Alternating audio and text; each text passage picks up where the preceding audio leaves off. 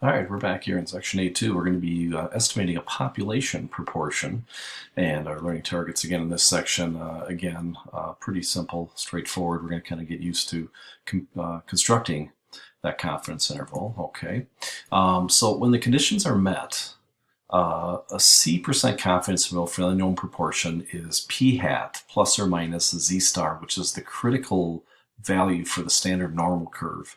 And that's going to be the square root of p hat times 1 minus p hat divided by n. Okay, now again, z is the critical value with c% of its area between negative z star and z star. And then this is called a one sample z interval.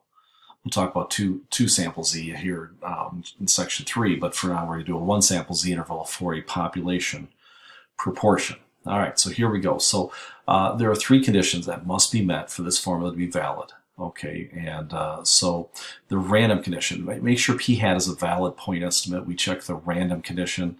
The data has to come from a random sample from the population of interest. Okay, so p hat meaning it's the sample proportion.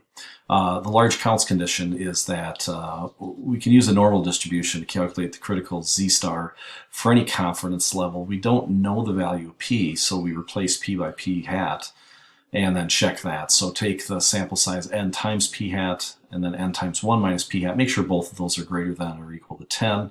That's that large counts condition. And then, of course, the 10% condition. Make sure that our sample size is less than 10% of the population size. Okay, so since we don't know the value of p, we replace it with p hat instead. Okay. So here we go. When the standard deviation of a statistic is estimated from data, the result is called the standard error of the statistic. Okay, so in AP stats, confidence intervals come in the form of we have a point estimate plus or minus the margin of error.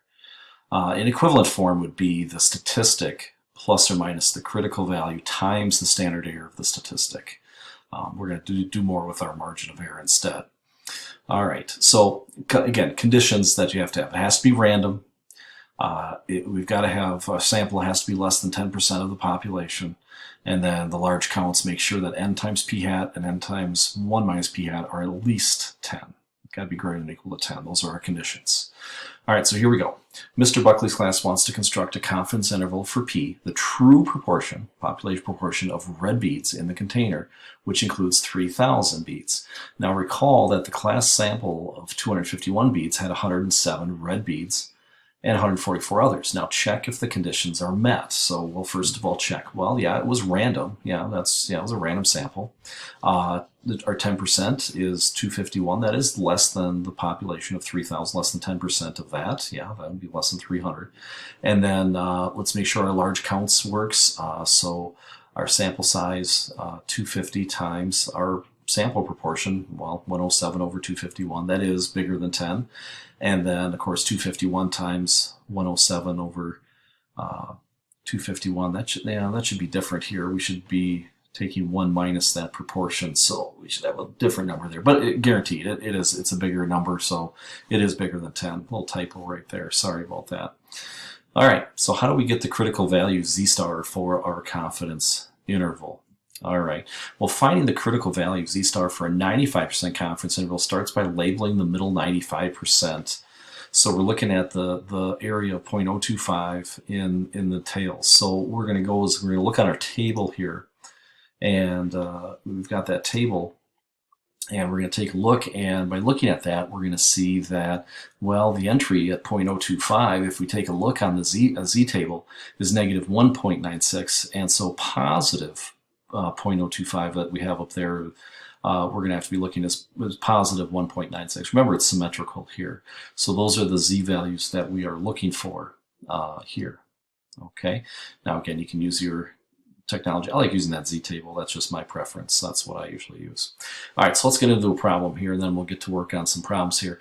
According to a 2016 Pew Research Center report, 73% of American adults have read a book in the previous 12 months. Okay, so that's a survey there. Now, this estimate was based on a random sample of 1,520 American adults. Assume the conditions for inference are met. Okay, so we're going to say that they are.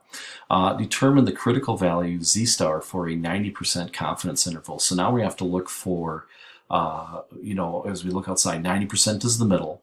So what we're going to have to look for is we're going to have to look for 0.05, right, on either side, 0.05 on the bottom, 0.05 on the top. And that's going to give us a z-value of 1.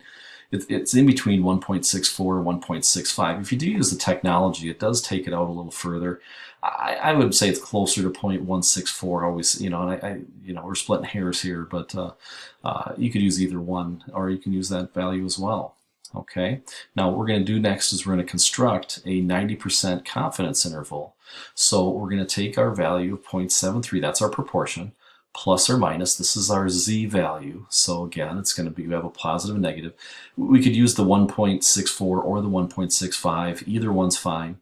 Then what we do is take our proportion, 0.73, 1 minus that, and then divide it by our sample size of 1,520, take the square root. So this ends up being here. So this is our margin of error right here. We have a 1.9% margin of error as we have it here. Sometimes you'll see it written like this as well. Here is the range of what we have. Again, if you minus this, this is the bottom end of the range of the confidence interval. This would be the top end of that range for that confidence interval that we have there. All right, so let's interpret that interval that we have here. Okay, so we are 90% confident that the interval from 0.711 to 0.749 captures P, which is the true proportion of American adults who have read a book in the previous 12 months. We think it's going to, we're 90% confident that's going to capture it. So there we are. So that takes care of the first part of 8.2. We'll be back to wrap up some other things, putting it all together. We'll talk about the 4-step process and choosing sample size next in the next section. Until then, I'm Mr. Bowe.